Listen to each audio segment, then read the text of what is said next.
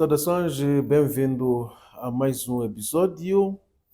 Estamos a promover uma reflexão no âmbito das celebrações dos 50 anos depois que Moçambique proclamou a sua independência nacional, passado, presente e futuro do país. Hoje temos como convidado Santos Calixto, músico, ativista, Hum, etc, etc. etc. Santos Calixto é bem-vindo. Obrigado. Santos Calixto é mais conhecido quando se fala do Maçucos, ou dos Maçucos. Bom, sim, na verdade, como dos maçucos, quer dizer, a partir de uma certa altura, sou mais conhecido como dos maçucos.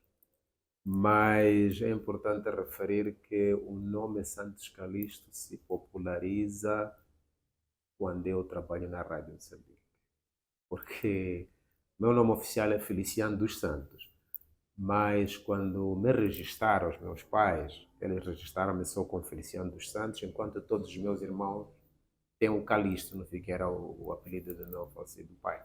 Então eu preferi popularizar-me como Santos Calixto, porque eu trabalhava na sonorização, mas também fazia apresentação de programas, então eu preferi que me chamassem mais de Santos Calixto do que de Feliciano dos Santos. E muita gente conhece mais de Santos Calixto a partir dessa altura da rádio, mas depois populariza o nome já com a banda Maçucos. Isto no emissor provincial da Rádio Moçambique, no Niassa. Sim, no emissor provincial aqui do Niassa, e também fazia aquelas correspondências com a Antena Nacional, nos programas culturais, no Compasso, nos diferentes programas que haviam. Então aí meu nome se popularizou também através da rádio. Vale dizer que o Jubileu de Ouro hoje é feito precisamente a partir de Lixinga, capital provincial do Niassa. Em que ano é que entra para a Rádio Moçambique e em que ano é que deixa a Rádio Moçambique? Eu entro para a Rádio Moçambique, bom, por aí 1991, acho que é isso, porque eu fiz 14 anos de rádio, mas eu saio da rádio em 2001, 2000. Na altura era o presidente do Conselho de Administração, era o ah, veterano, Manuel Veterano. sim, Manuel Veterano. Eu peço mesmo uma demissão para sair da rádio, então nessa altura eu acabava de fundar uma organização, né, que é a Estamos, e no ano anterior, em 92, acabava de começar a fundar a banda Maçucos, quando já ainda estávamos naquela fase de terminar a guerra e tal. Então eu aí começo a fundar a banda Maçucos com alguns amigos. Então eu fiz 14 anos de rádio. O que é que o leva a deixar a Rádio Moçambique? Saiu zangado? Bom, foram vários fatores, mas eu acho que o mais importante hoje é dizer o seguinte, que aquilo que foi a banda Maçucos em termos de estilo musical, eu bebi na Rádio Moçambique, porque eu estava na sonorização e eu tinha acesso a toda aquela discoteca, né? Então, eu lá escutei muita música e também fiz escutar muita música aos meus colegas, que é aquilo que era o sonho de ser dos Maçucos, eu aprendi lá na rádio por causa da sonorização, onde eu trabalhava com música. Tive alguns constrangimentos, isso não posso esconder, tive alguns constrangimentos, mas foi uma fase da vida, da aprendizagem, e eu acho que valeu a pena porque também foi um momento em que eu conheci mais pessoas, e também nessa altura tinha um colega, por exemplo, que era o Daniel Mutano, que nós líamos muito livros, então também foi um momento em que, quer dizer, eu já lia livros desde criança, mas com aquele colega nós líamos muitos livros, então também foi um momento, e a rádio na altura tem uma pequena biblioteca, então, e acho que até foi isso que me também inspirou mais tarde também a abrir ter uma pequena biblioteca em casa. Então, foram alguns desafios, mas também foram momentos de aprendizagem. E conheci muita gente boa também na rádio, né? Então, eu conheci muita gente. Portanto, sua saída da Rádio Moçambique não tem nada a ver com incompatibilidade com novas coisas que havia criado, a questão do grupo, a empresa. Não, isso até teve também a certo momento, Mas o que é que porque pesou mais? ah, eu acho que pesou mais porque eu achei que a rádio não era o meu futuro. Eu tinha muitos sonhos na altura. Eu era uma pessoa que tinha muitos sonhos, tinha uma visão muito, muito. Eu acho que de tantos livros, de tanta coisa que eu li, olha, eu li muitos livros, por exemplo, do Carlos Chessman, o Garoto Era um Assassino, li do René, li muitos livros. Então eu tinha uma mente bastante aberta, mesmo vivendo em Niassa, onde nós tínhamos energia, por exemplo, uma vez em cada mês, não é? Das 18 às 22. Mas eu acho que a minha mente não estava fechada aqui. E quando eu começo a pensar na banda e também começo a pensar, já tinha ideias da criação da organização que depois eu me tornei o, o líder principal das duas coisas, quer dizer, o líder dos Maçucos, mas também diretor das Tamos. Então começou a haver um pouco de choques com isso. Eu tive tive, por acaso, tive bons delegados também, mas também não tive alguns que não foram muito bons, porque trabalhei, mesmo estando a fazer música e estando na organização, eu lembro-me que uma das vezes eu viajei para Uganda, para um seminário que estava relacionado com a organização que estava a tentar criar. Mas o delegado que eu tinha, que era o Southern Jack na altura, ele tinha uma forma de trabalhar comigo que acho que foi um dos melhores que eu tive. Por quê? Porque ele era compreensível, ele sabia de uma coisa que eu fazia. Eu costumava produzir programas de extensão rural e eu fazia captação de recursos, não é? Através de projetos que eu ouvia falar, ia lá negociar e tal. Então eu era uma das pessoas que fazia muita publicidade, spots, e conseguia captar recursos para a própria instituição. Então ele tinha uma forma de trabalhar comigo, mas com a mudança dele, acho que e também o ambiente então já que criou assim clivagens porque havia um tipo e até devo dizer uma coisa, eu entrei para a rádio e saí da rádio, mas quando eu saí eu em todos os anos, apesar daqueles desafios que eu tinha, mas eu sempre ganhava bônus de eficiência porque era um bom trabalhador, apesar de tudo.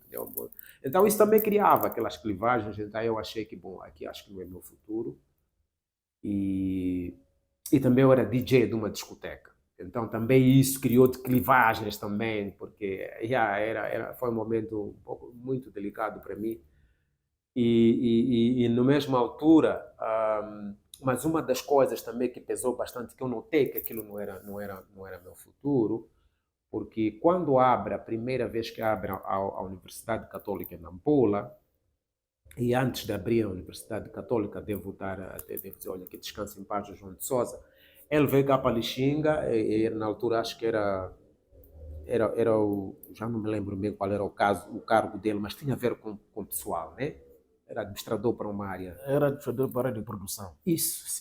Então ele vem aqui e cuidava da área dos recursos de humanos. recursos humanos, isso. Então, numa reunião, eu pedi que queria estudar, queria continuar a estudar. Em Niassa não havia nível médio e os padres acabavam de abrir uma escola de nível médio, então até tivemos que fazer exame de admissão, éramos cerca de 600 ou mais, a concorrer para fazer nível 11ª, 12ª. Então concorremos e eu passei. Então eu levantei-me na reunião e eu disse, bom, desculpa, eu queria pedir autorização para estudar. Ele disse, não tem problemas, podes estudar. Podes ir matricular, vai estudar, trabalhas, vamos fazer um horário. Mas eu notei que a nível local não havia esta abertura. E ele autorizou naquele dia, foi público ali naquela reunião. Mas depois de eu fazer a 12ª classe, eu quis continuar para ir fazer o curso de Direito, em Nampula. Eu fiz o processo, aliás, acho que também, se não foi ele ou o Carlos Silva, alguém também veio e eu manifestei. Aliás, falei, acho que foi com ele mesmo, falei, ele disse, olha, faz uma carta. E eu fiz o processo para ir estudar, para ir fazer o curso de Direito, em Nampula. Acabava de abrir a UCM e o meu processo foi arquivado. Em Maputo ou em Lixinga? Aqui em Lixinga, foi guardado na gaveta. Não chegou a ir a Maputo? O processo não foi a Maputo. Então eu comecei a ouvir nos corredores que você não há de estudar porque o teu processo não está a sair aqui. Mas como não está a sair? Se já foi autorizado a nível central, que eu devia mandar o processo. E até outra coisa, é que eu já tinha uma bolsa que me tinha sido dada pelo bispo Dom Luís Gonzaga. Eu até lembro-me que eu estava em casa e alguém veio e disse, olha, o bispo está a chamar-te porque a tua bolsa já saiu. Eu fui lá, até déramos o primeiro valor, até depois acabei até devolvendo ao bispo. E meu processo não saiu. E não fui a Nampula, não fui estudar. Então eu percebi que aquilo não seria meu futuro. Então foi quando eu decidi as outras coisas. Decidi sair, pedi admissão e abracei novas coisas. Fundei a banda, criei e também a organização e fui para frente. E graças a Deus, depois estudei, fiz três cursos superiores, licenciatura em ensino de história, licenciatura em sociologia e mestrado em gestão, administração e gestão escolar. Há muitos aspectos, sobretudo aqueles que têm a ver com a sua banda musical, Os Maçucos, voltaremos, entre outros pontos. À altura da independência nacional, 25 de junho de 1975, quando é que se encontrava?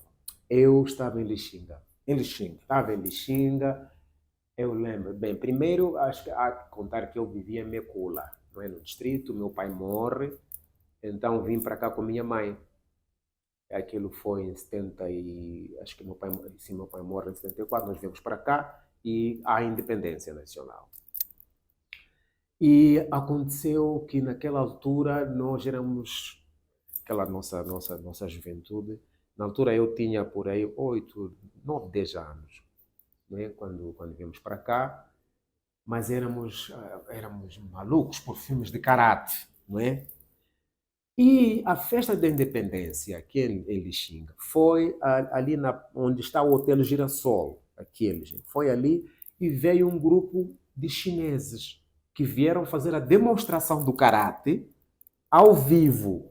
Então, nós passamos aquela noite da independência, aquela semana toda, a assistir aquele grupo chinês que veio demonstrar o karatê assim ao vivo. Então, eu estava cá em Lixinga na altura. E felizmente, eu acho que sou daqueles cidadãos que celebrei todos os anos da independência até hoje.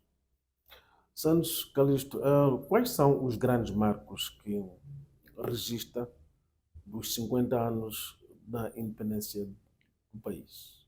Eu acho que existem muitos grandes marcos. Para mim, acho que o primeiro marco é que eu ainda miúdo, né, em Mecula, nós ouvíamos muitas histórias sobre a Frelimo, sobre a Frente de Libertação de Moçambique, que chamavam na altura os Turras, eu me lembro disso, ainda era miúdo. Os portugueses que chamavam os guerreiros da Frente de Turras. Sim, então até diziam que eles andavam para trás, não é? Diziam, eles já andam assim de trás, não andam para frente. E depois também associavam os chineses que falavam que tinham ódio. Então, eu acho e também dizia que os chineses consomem carne humana. Carne humana e tal. Tudo porque a China apoiava a luta de libertação. Sim. Então, é uma guerra psicológica, digamos assim. Sim, era uma guerra psicológica. Eu era miúdo, mas eu já ouvi essas histórias, né? Então, eu sinto que a primeira coisa, eu acho que é que nós ganhamos aquilo que era o nosso país. Não é? Ganhamos aquilo que era o nosso país, percebemos que, afinal de contas, não era aquilo que nós fomos enchidos durante muitos anos, que nós éramos portugueses. E eu tenho um momento que eu acho que senti que a independência trouxe algo que nós, como moçambicanos, nos libertamos de muitas coisas. Porque eu lembro-me quando morre meu pai, nós fomos parar em casa do meu tio em Marupa, não é? A caminho de Lixinga, e eu saí um pouco para... Meu tio tinha um pequeno bar, estava lá a tropa a consumir. Então eles levaram bebida, começaram a querer me dar. E minha mãe, ainda de luto, ela sai do quintal para vir ali para reclamar. E eles eu tenho isso em memória. E eles começam ali a insultar, aquela forma, né, a tropa colonial. A tropa colonial a falar e tal, e minha mãe de luto. E aquilo me marcou. Eu ainda era miúdo, me marcou. Quer dizer, fiquei magoado, mas ela também não podia fazer nada, percebe? Mas eu acho que isto me marcou quando venho para aqui, começo a perceber sobre o que é isso de independência. Eu acho que, quer dizer, eu comecei a pensar, aquilo não vai nos acontecer mais, porque esses já não vão ser. Percebe o que estou a dizer? Psicologicamente ao miúdo começa a pensar desta forma. Mas tu notas que há um momento em que tu percebes que, afinal, nós temos um presidente que é nosso, não é? Que é Samora Machel, temos ministros que são nossos. Então, eu acho que isto marcou bastante a nós como moçambicanos que, bom, nós podemos nos governar, bem ou mal, mas podemos nos governar. E também foi um momento que nós tivemos a oportunidade de fazer várias coisas, como jovens. Eu na altura da independência e os outros anos subsequentes, começa a guerra, mas eu fui um jovem, vamos dizer, sortudo. Porque no tempo da guerra eu já estava a tocar num grupo musical que se chamava Niassa Qual, Star. guerra colonial? Não, depois da 16 anos. independência, assim, depois no tempo dos 16 anos. Antes da guerra, da guerra dos 16 anos, tivemos aquele momento, né? De celebração, Samora, aquela viagem que Samora faz, A viagem triunfal, viagem do rumo a triunfal, do Maputo. rumo a Maputo. Eu participei, quer dizer, como criança, mas já é um pouco adulto, já jovem, né? Não adulto, mas jovem. E lembro-me dele, porque eu tive a oportunidade de estar com o presidente Samora, uma vez veio por aqui e nós fomos tocar com este grupo que era o Niassa Star, mas também tinha outro grupo, mas isso dá para contar em algum momento algumas destas histórias. Mas eu acho que nós tivemos, o que nós ganhamos é autoestima como moçambicanos. Nós temos nosso país, podemos decidir bem ou mal, mas é nosso. Percebe? Eu acho que este é um grande ganho. Uma das coisas que eu gostaria também de dizer é que a nossa consciência mudou como seres humanos, como moçambicanos, e começamos a perceber que, afinal de contas, nós temos limites, temos terra que é nossa. Então, esses são ganhos que tu percebes que há países, por exemplo, que a terra é privada, não é? Mas nós temos a terra, bem ou mal, mas temos ela. Então, eu acho que são ganhos que nós tivemos. O que é que não devia ter acontecido nestes 50 anos da independência nacional? Eu acho que a guerra Dos 16 anos. dos 16 anos não devia ter acontecido, e estas todas as guerras que vão acontecendo, eu acho que não deviam ter acontecido. E eu sinto que as guerras todas que nós estamos a ter,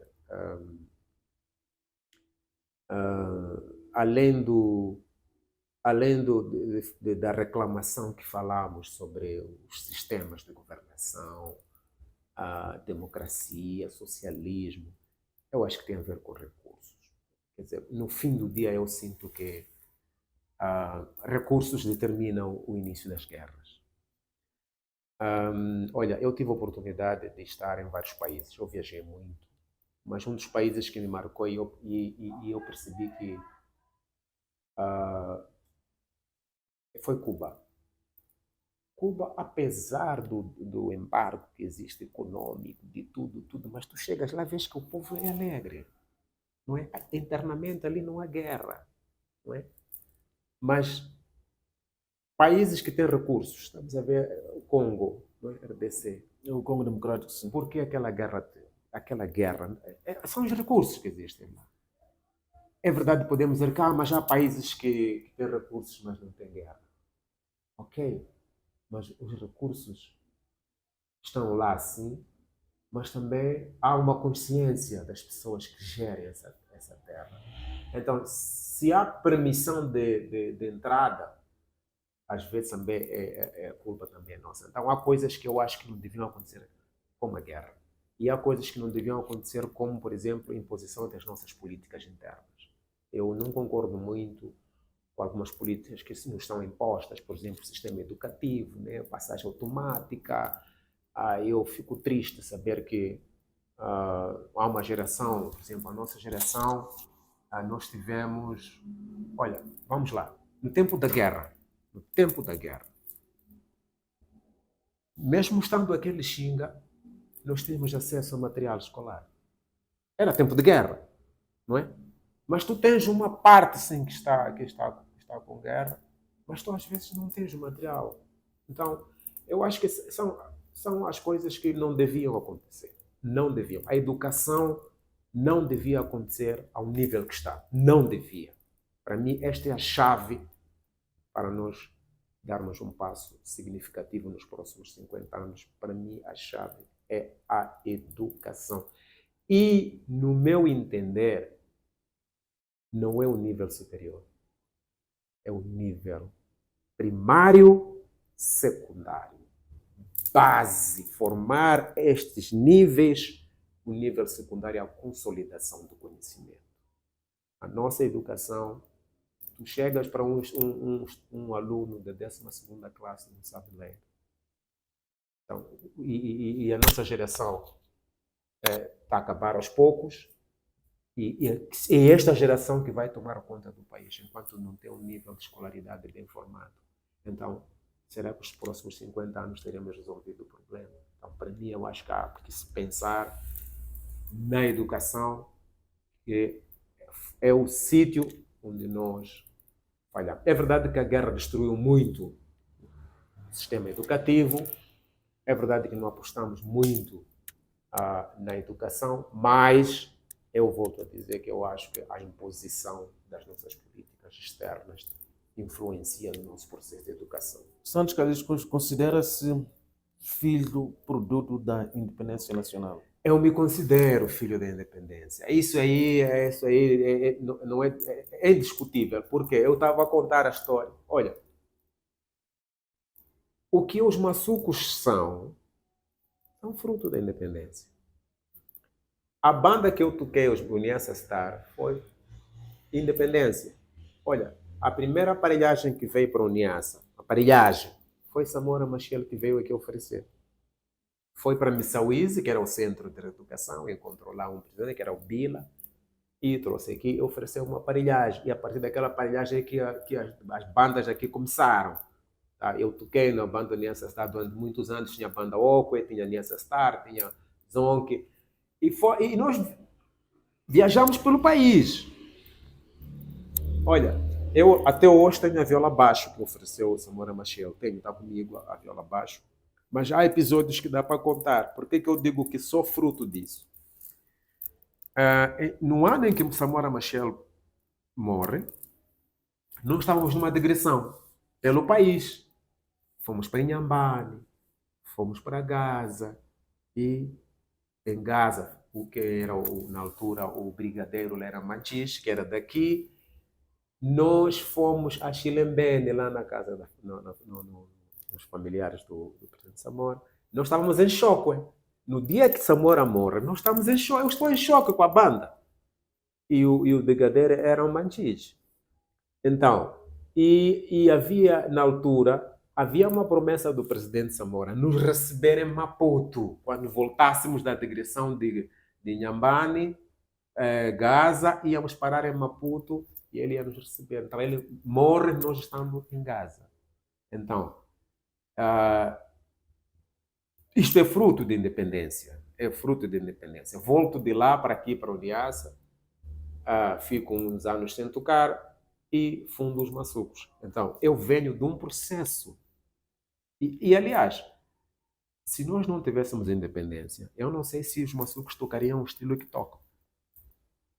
Que é música tradicional modernizada. A gente chama música moderna moçambicana. Nós gostamos de chamar isso. Não gostamos de chamar música ligeira, não. Nós temos a nossa música moderna.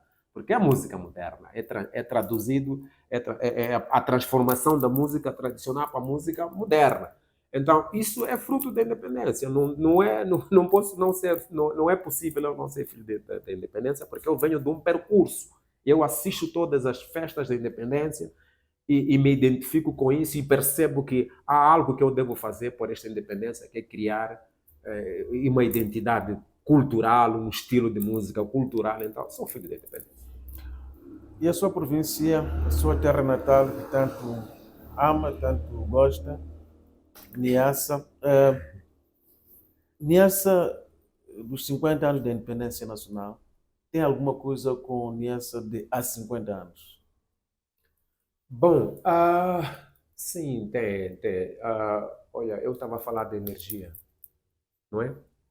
Aqui na cidade de Lixinga, nós ficávamos 3 meses sem energia. Estes 2 últimos anos, até agora, na semana passada, fui viajando pelos distritos, pelas comunidades, onde eu viajava há 10 anos, há 15 anos. Falar de energia era utopia, não é? Não encontrava. Mas tu agora viajas, tu encontras energia todas aquelas aldeias, todas as comunidades têm energia. Isto é fruto da independência, isto mudou a própria província, mas também tu vais notar que temos hoje, sais daqui de Carvas para Coamba, não é? A estrada está alcatroada, até os seus desafios, algumas estradas, mas eu até entendo que se podia fazer muito mais do que isso é verdade. Eu, como ativista social, eu reivindiquei muitas vezes, a partir da música, mas também a partir dos debates, reivindiquei muito que nós éramos sempre esquecidos, mas tu notas que há um esforço que houve e que tem havido de mudar esse cenário e acho que, olhando para os 50 anos, a mudança que houve até hoje, houve muita mudança, há muita coisa que mudou, sem dúvida. Nós, apesar não posso falar de qualidade, não posso falar de outras coisas, mas tu tens universidades aqui, tu tens um nível médio. Eu estava a explicar que no ano em que eu fui fazer o nível médio, era o primeiro que os padres estavam a abrir. E nós éramos quase 500, 600 para ir fazer exame de admissão para nível médio. Mas tu hoje tens várias escolas, tens vários níveis.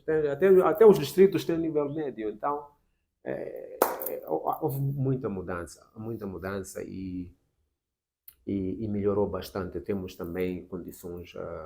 O nível de qualidade de vida é medido também pelo nível de qualidade de prestação de serviços que se dá ao cidadão. Então, tu notas que, por exemplo, agora estamos a receber equipamentos hospitalares, que alguns até não precisas de ir para Malau ou para Nampula, mas aqui mesmo podes fazer. Então, eu acho que houve muita mudança. O que é que diz então aquelas pessoas que dizem que não aconteceu nada nestes 50 anos da independência nacional? Bom, eu acho que eu costumo dizer assim, eu sou das pessoas que muita gente me conhecia por causa dos meus posicionamentos. Os meus posicionamentos foram sempre de reivindicação, mas eu no sentido reivindicativo, no sentido de, olha, queremos mais, porque bebê que não chora não mama. Mas dizer que não aconteceu nada nos últimos 50 anos, eu acho que é uma linguagem política, não é? Esses são os jogos políticos e se formos a perceber, olha, como ativista social, se eu tivesse falado algumas coisas que eu já falei no tempo colonial, será que seria aceito falar isso? Isto também é uma mudança, não é? É uma mudança. As pessoas têm que perceber que se tu falas isso, é porque houve a independência. Se nós conseguimos pensar e falar, é porque houve uma independência. Agora, desafios são vários, isso é verdade. Há muitos desafios. Eu sou das pessoas que costumam dizer assim às vezes, ok, vamos lá, o governo quer fazer alguma coisa. Já como ativista, por exemplo, há coisas que eu também reclamo. Eu digo, ok, vamos lá organizar, por exemplo, o festival do Niassa. E se diz que não há dinheiro, não é? Não há dinheiro. Mas, passadas umas 2, 3 semanas, é normal tu ouvires na rádio ou na televisão que na instituição X foram desviados 6, 7 milhões. Então tu perguntas, como? Se disseram que não havia dinheiro. Então, estas coisas é que faz com que às vezes a gente perceba que não, o país não andou. Por quê? Mas temos que perceber são comportamentos também das pessoas. E isso influencia para que muitas coisas não andem. Mas não quer dizer que as coisas não andaram nos últimos 50 anos. Andaram. Há coisas que, sim, dá para perceber que aquilo não andou, aquilo retrocedeu, mas o país andou. E se nós existimos E hoje tu tens muitos PhDs, tens muitos licenciados, tens vários. É porque alguma coisa se fez. Alguma coisa se fez, abriram-se várias escolas, houve destruição, houve sim, mas há muita coisa também que se fez. E há muita coisa que não se fez também. Santos Calixto, voltando um pouco para o agrupamento musical Yeah. Os Maçucos, que é produto da independência nacional, como diz, o que é feito do conjunto neste momento? Bom, como eu estava a explicar, o grupo é assim, o grupo Maçucos tem uma particularidade que muitas vezes as pessoas reclamam, né, que é, nós somos caros, mas e isso faz com que muitas vezes a gente não apareça a tocar e muitas vezes tocamos fora às vezes do país por causa disso, ou tocamos em festivais, pô, estou a dar oportunidade, mas também tocamos muito em programas comunitários quando nós temos projetos. O grupo existe, continuamos a tocar, como eu até estava a explicar, fiquei muito tempo tocava umas vezes, uma vez a outra. Este ano fomos tocar aos 50 anos em Maputo, da independência, tocamos naqueles movimentos da paz, também das Nações Unidas com o Stuart, tocamos. Mas, como grupo, as pessoas crescem, têm seus objetivos pessoais, mas a banda continuamos a trabalhar e como eu como líder fiquei muito tempo, estes 2 últimos anos a fazer, a trabalhar, então não tive muito tempo de estar ligado à banda. Meu colega, o Simão, nós ficamos dois, os grandes vocalistas, ficamos os dois, ele tem tocado os fins de semana, às vezes numa casa de pastos, onde eu às vezes também vou tocar, mas agora decidimos que, olha, temos que voltar a fazer a mantermos-nos com aquele nosso patamar. Estou a negociar, a ver se vamos para Maputo fazer um concerto, só para mostrar que, além daquele concerto, mas queremos um concerto comercial. Então voltamos e agora também recomeçamos com outro projeto que estamos a tentar trazer novos sons. Então a banda está aí, tem novos elementos, a gente está se renovando, e aliás a nossa banda sempre passou por isto, por renovação. Então a banda está e estamos a trabalhar. Estão a trabalhar. Quando é que foi a última vez que estiveram no estrangeiro a tocar? O estrangeiro foi há 2 anos, Foi fomos à 2 anos. Índia. Sim, fomos à Índia. Como é que vão dar à Índia? Foram convidados? Sim, o Ministério da Cultura. Na verdade, o Ministério da Cultura, fomos a Macau e depois fomos à Índia. Sim. As outras vezes foram viagens negociadas por nós mesmos, aquelas outras viagens todas para a Inglaterra, para a França, foram nossas negociações. Ainda temos agentes nossos na Inglaterra, porque nós estamos registrados no sistema britânico dos direitos de autor, também estamos registrados aqui, mas estamos registrados também lá. E ano passado também estávamos a preparar uma viagem, uma regressão pela Europa, mas por causa desta situação toda eu não levei muito avante. Então, e música tem uma coisa, é que se tu não passas a vida a ensaiar, é um problema. Então, como eu notava que não tinha muito tempo, os meus colegas estavam a ensaiar, mas também o Simão trabalha também comigo, por exemplo, neste momento ele não está aqui, está em Sanga, está a trabalhar, está numa formação. Então, decidimos que não, agora temos mesmo que voltar a trabalhar, que é para a gente voltar àquele quer dizer, nós estamos naquele, né? Mas queremos continuar a pensar novos sonhos, novas coisas. Então, foi há 2 anos que nós fomos. A falar de música como negócio, não falta oportunidades aos maçucos. Não, como negócio, depende dos momentos. Depende dos momentos e também depende de quem te contrata. Porque, por exemplo, há dias alguém estava falando comigo querendo nos levar para a cidade da Beira. E nós mostramos o nosso cachê e recuou, né? Então, as pessoas reclamam que os maçucos estão caros, mas as pessoas têm que perceber que os maçucos são uma banda. E nós tocamos ao vivo, somos uma banda. Então, às vezes também reclamam, vocês são muitos. Não, é a composição, é aquilo que a gente criou, é aquilo que nós somos. Somos uma banda com percussionistas, teclistas e tudo isso, vocalistas. Então, reclamam às vezes que, não, vocês são muito careiros e tal. Mesmo aqui, imagina a festa da cidade, mas os maçucos não estão lá. E não é a primeira vez, são as últimas 2, 3 festas. Os maçucos não aparecem, mas por quê? Porque não querem pagar aquilo que a gente quer. Então, há uma coisa que às vezes fazem comparação, né? Ah, não, mas temos aqueles artistas ali, então há uma coisa que as pessoas têm que perceber. Ok, aquele é artista, mas este é outro artista. Este artista tem um outro nível, não é? Então não é do mesmo nível. Então, às vezes confundem-se isso e faz com que muitas vezes não nos convidem, porque os maçucos são caros, mas temos que ser caros, porque uma das coisas que acontece com o artista qual é que é? A partir do momento que você já não aparece, fica ali, não tem condições, as pessoas dizem, ah, mas aquele era famoso, mas está todo pobre, tal, tal, tal. Percebe? É como se o artista não tivesse aproveitado o seu momento, mas não é isso, é que naquele seu momento não foi pago aquilo que ele merecia. Então, esta é outra coisa que a gente sempre tentou defender. Não. E uma das coisas também que a gente sempre tentou defender é que nós não sabemos, isso aprendemos até nas nossas viagens internacionais, com contato com muitos artistas, é que música em si, música, ela deixou, em algum momento deixou de dar dinheiro. Não só em Moçambique, mas em todo lado. O que começou a dar dinheiro? É o marketing. São as publicidades, abrir negócios, não é? Criar merchandise, essas coisas assim, que faz com que você tenha dinheiro. Então, há alguns que dizem que não, eu consigo viver de música. Ok, há alguns que conseguem viver, mas o que ele faz? Ele não está numa banda, ele toca playback, não é? Então, chegou, meteu a aparelhagem, está a cantar, já fez o seu dinheiro. Mas uma banda é difícil, é muito difícil porque são muitos elementos. Santos Calixto, assistimos nestes 50 anos da independência nacional músicos de mérito bastante reconhecido a nível interno e mesmo a nível externo. Entretanto, acabaram terminando na desgraça. Yeah.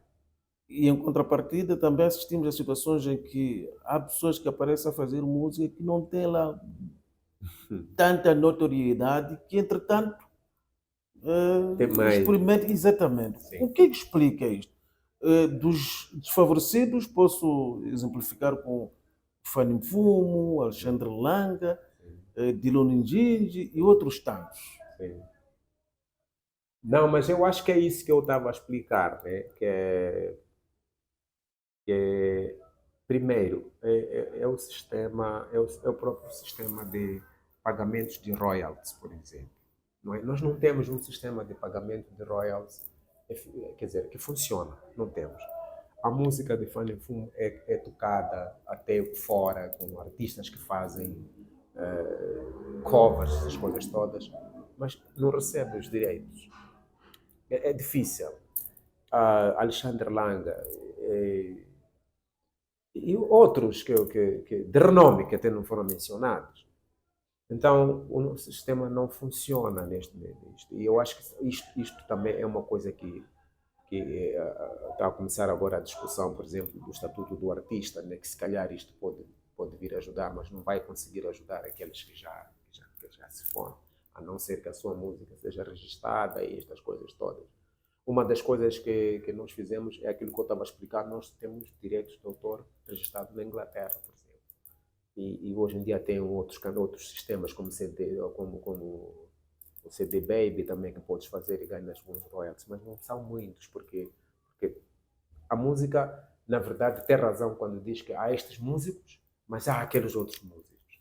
É que, olha, se convidarem a uma banda, por exemplo, para vir tocar aqui, assim ao vivo, e convidam um artista que está famoso agora para vir cantar a playback, as pessoas vão pagar ao playback 1.500, 2.000 entrada, mas não vão pagar 1.500, 2.000 para um artista, para uma banda. Não vão fazer isso. O próprio empresário que contrata, ele não vai pagar, por exemplo, se ele percebe que este artista vem-me cantar a playback, eu vou lhe pagar 250 ou 300, ele não consegue pagar 250 ou 300 a uma banda.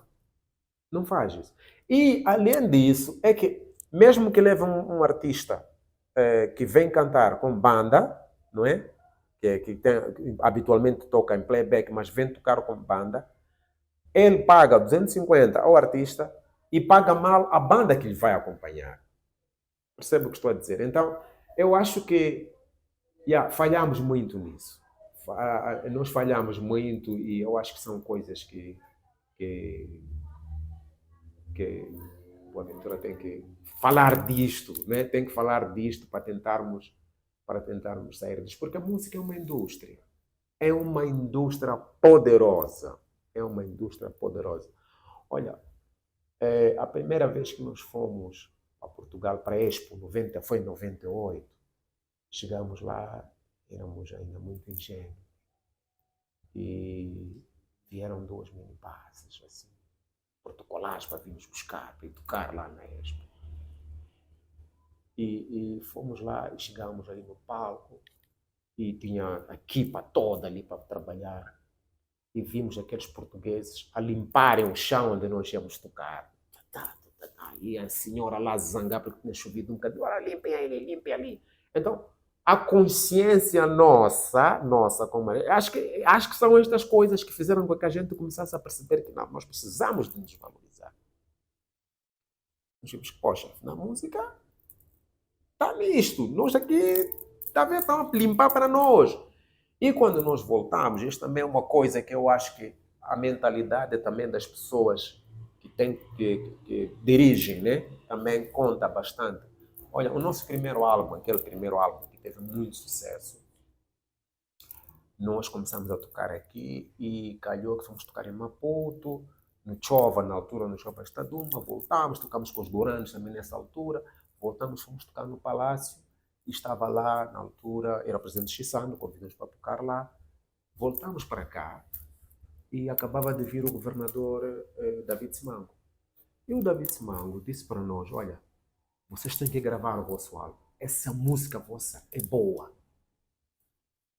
E primeiro tínhamos recebido apoio do Aires ali, que era o governador, comprava a aparelhagem. E quando ele disse, vocês têm que gravar, ele acabava de sair o Aires, entrou o David Simango, vocês têm que gravar. Ele deu-nos o dinheiro e criou-nos condições de hospedagem em Maputo. David Simango. Ao pé da EDM, na Eduardo Munjane, numa casa que era lá. E nós fomos para lá, gravamos o álbum. Sabe o que ele fez quando nós viemos com o disco?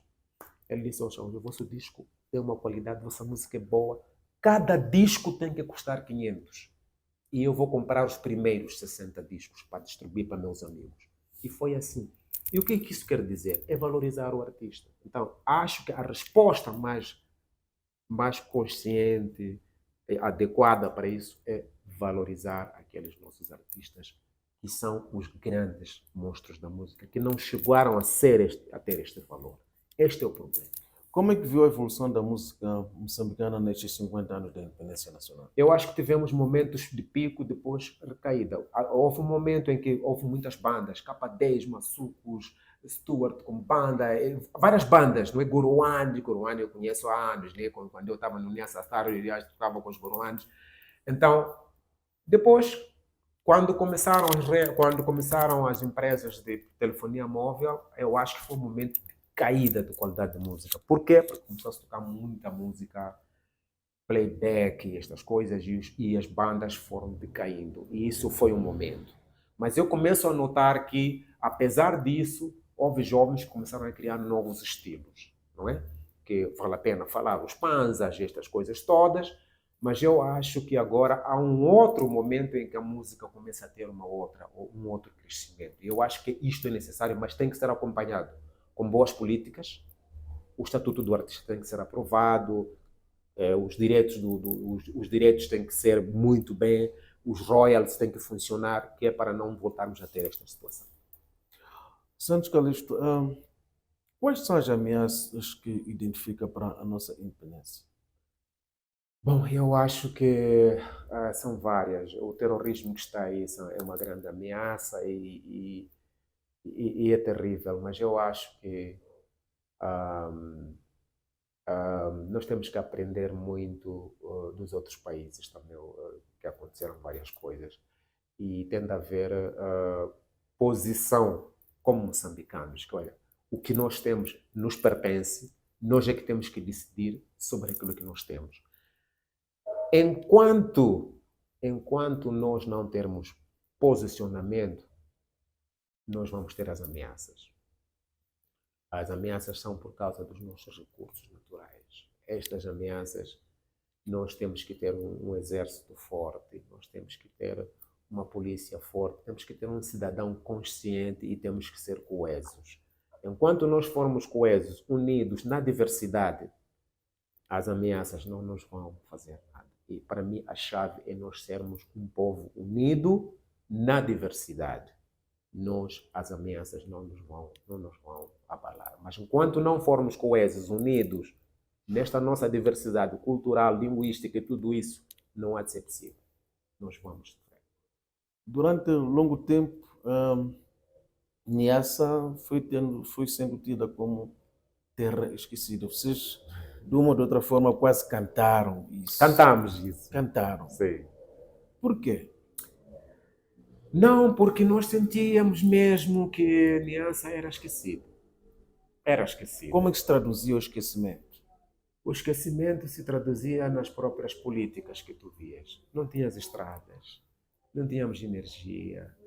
Apesar de que tinha as outras províncias que tinha alguns problemas como o nosso, mas tu quando olhavas para as estatísticas, olhavas para a distribuição orçamental, tu notavas que não, alguma coisa não está bem.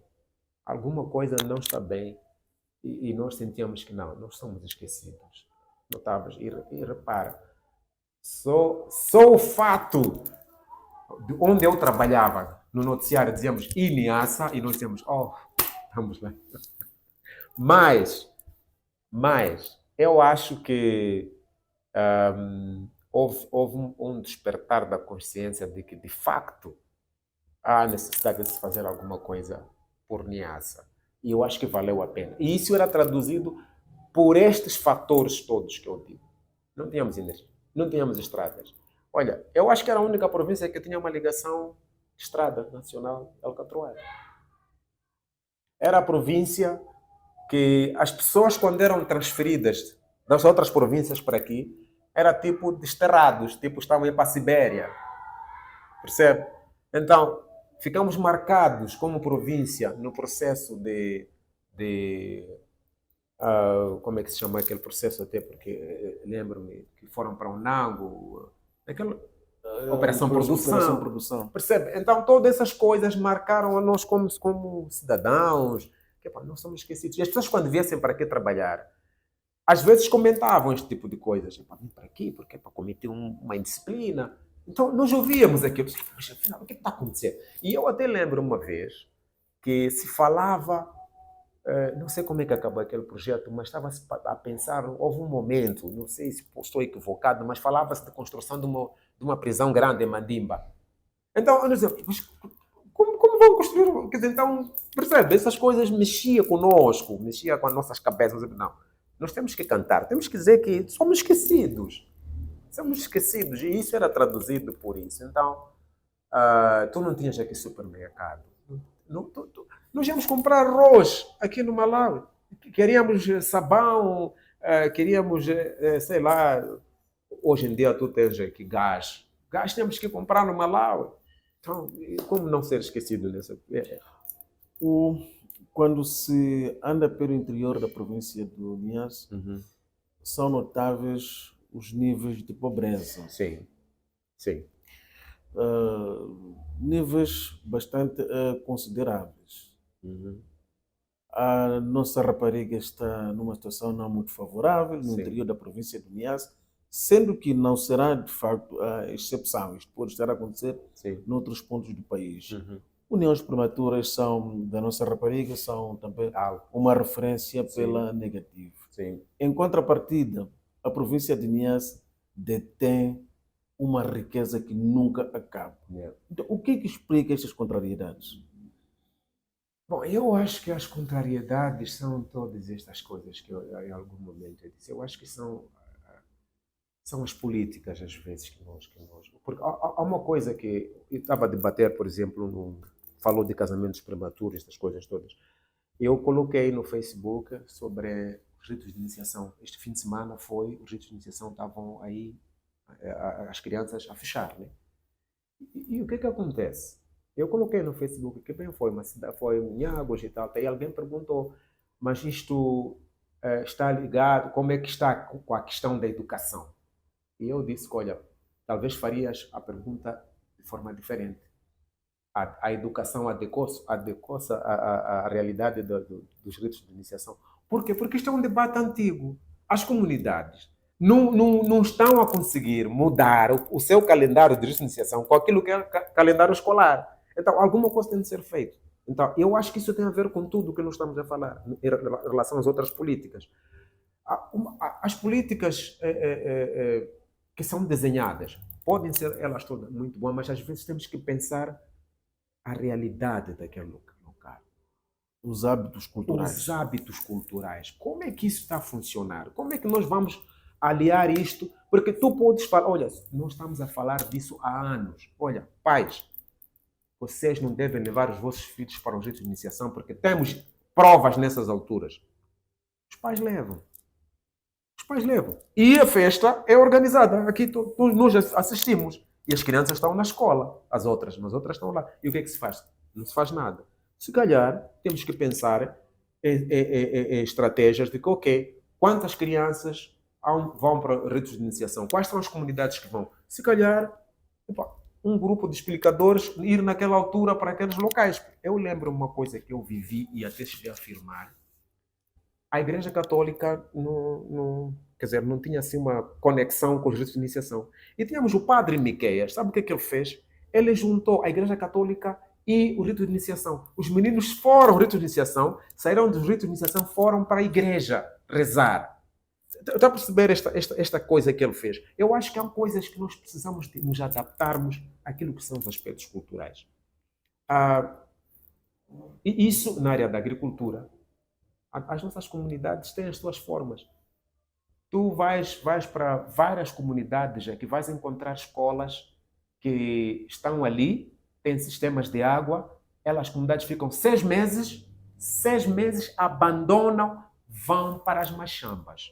Tu encontras aldeias fechadas naquela altura. Depois de produzirem de tudo, depois de semearem, voltam, começam a ver vida naquelas aldeias. E isso é uma coisa que vem acontecendo há muitos anos. E o que é que nós estamos a fazer para nos adaptarmos, para melhorar aquelas... Tu não vais fazer isso forçosamente. Não. Tens que encontrar formas, estratégias de mudar isso, porque isso é o aspecto cultural que está lá. Nós estamos a dizer que, ok, é possível mudar a cultura. Sim, é possível. Mas quanto dinheiro estamos a gastar para fazer coisas que depois ficam, os furos de água assoreados, depois de um tempo não usar, as escolas ficam degradadas, ficam abandonadas. Eu acho que estas coisas todas influenciam para tudo isso. E para terminar, ainda sobre o passado, presente e futuro de Moçambique. Eu acho que nós temos está praticamente esgotado. Eu acho que nós, olhando para o passado, eu acho que tivemos o nosso passado, temos que esquecer muitas coisas erradas, mas vamos capitalizar aquilo que foi bom e olharmos para frente com muita esperança. Eu acho que nota-se agora que vai estar a começar este diálogo político, não é? Que a intenção é discutirmos todos esses aspectos que temos reclamado como cidadãos, como povo, e também sempre que há eleições temos os conflitos. Então vamos discutir isto, vamos mudar aquilo que é necessário para olharmos para frente com muita esperança, mas sempre na perspectiva de que Moçambique, os nossos recursos devem ser muito bem aproveitados por nós. Tem que haver este conteúdo local, estas coisas todas que estamos a colocar agora nas discussões. Nestes 50 anos da independência nacional, qual foi a figura política interna que admirou? Bom, sei que houve. Bom, não, primeiro eu tenho que dizer que admirei muito a pujança de Samora Machel, isso não posso negar. Eu acho que Samora Machel foi uma figura que eu admirei. Estamos a falar de Moçambique, né? Então eu acho que foi Samora. Foi Samora. Eu admirei bastante ele. Foram momentos muito difíceis também, mas o caráter dele, o carisma dele, o estilo dele, eu acho que foi peculiar.